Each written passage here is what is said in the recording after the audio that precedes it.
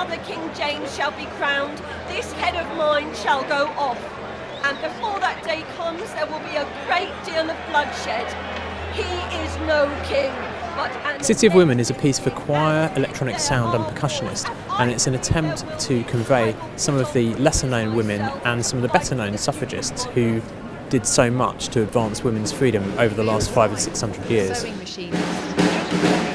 It's part of the City of London Corporation's Women Work and Power season, and we're doing performances in Leadenhall Market in the City of London, which is where women had and retained the right to work as meat porters right up to the mid-19th century. I worked hard early and late at my needle to get my living when first I was in change. I waited in person upon my debtors and tended them daily in their halls, not permitting the least to be forgotten.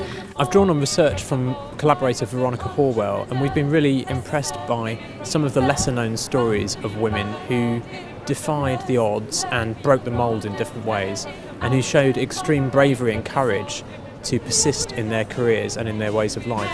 Lionesses of the land are awake and anxious to do their duty to support the lion. The munitions factories await us. Trying to find women you don't know about, you haven't heard of. You start looking in the footnotes of the books about the men, and then you work outwards and discover their lives.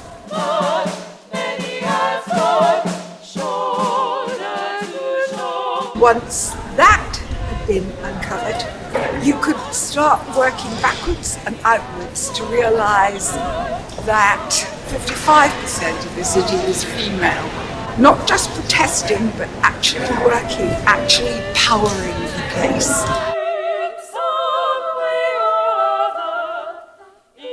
It's kind of part of that trend of celebrating those women that I didn't know anything about, most of them, and that's why it needs to be sung, why we need to kind of tell people about all these, unsung heroes that today we're singing about.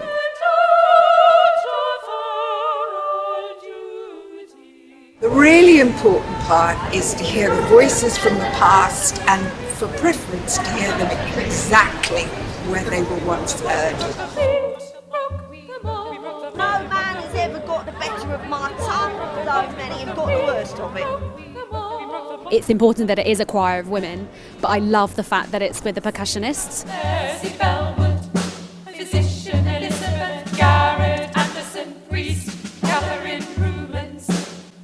I've spent the weekend with this group of amazing women making music and singing about women from history who I didn't know anything about. The men on the trading floor would sit ripping up papers and clip it onto your skirt so you'd walk off and have a 3-foot tail behind you. The middle-aged women porters who, through the first half of the 19th century, lugged the beef sides and mutton carcasses on their heads, did the work that we can only imagine men doing now.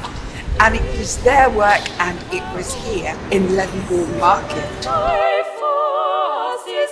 Just for me, I felt that being part of it, I was learning more about these women that I should know more about, and they're part of that journey as well, especially not just through the music, but through listening to kind of the sound bites that we have, the original recordings of the Dagenham strikers, Carrie Gracie as well, just knowing a bit more about that and kind of continuing to spread the word about these women. Most people assume that the city has always been a masculine place. No, it was a place where everybody lived, both sexes lived, until way into the 1840s. There were only a few years when women moved out of it.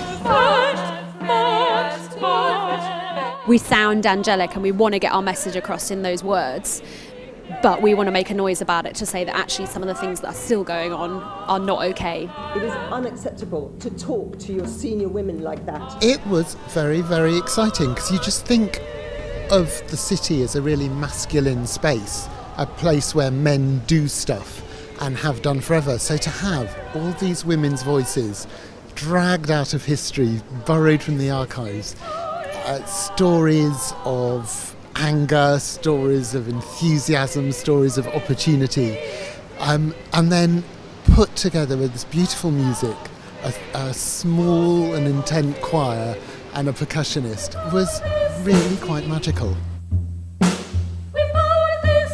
That was absolutely wonderful. I really loved it. And for one thing, it's a fabulous place, but also the singing was beautiful, the music was beautiful. I really, really loved the drumming. I thought that was really good. I love the mixture of the music and the singing and the drums. Superb setting, lovely idea, really enjoyed it. It's really cool to kind of hear the acoustic and also the sound recordings from all the women that worked here as well. I thought it was absolutely incredible. I feel very moved. I think it was a really, really powerful piece of work in a living space, you know. And I'm here on a Sunday with my daughter, and I just feel really, really proud to be, you know, a born Londoner and from a lineage of strong women, you know, that have made it possible for us to have some rights. So City of Women is supposed to be an inspiring piece, and it's also a call to arms to say the battle for equality and freedom is not yet won.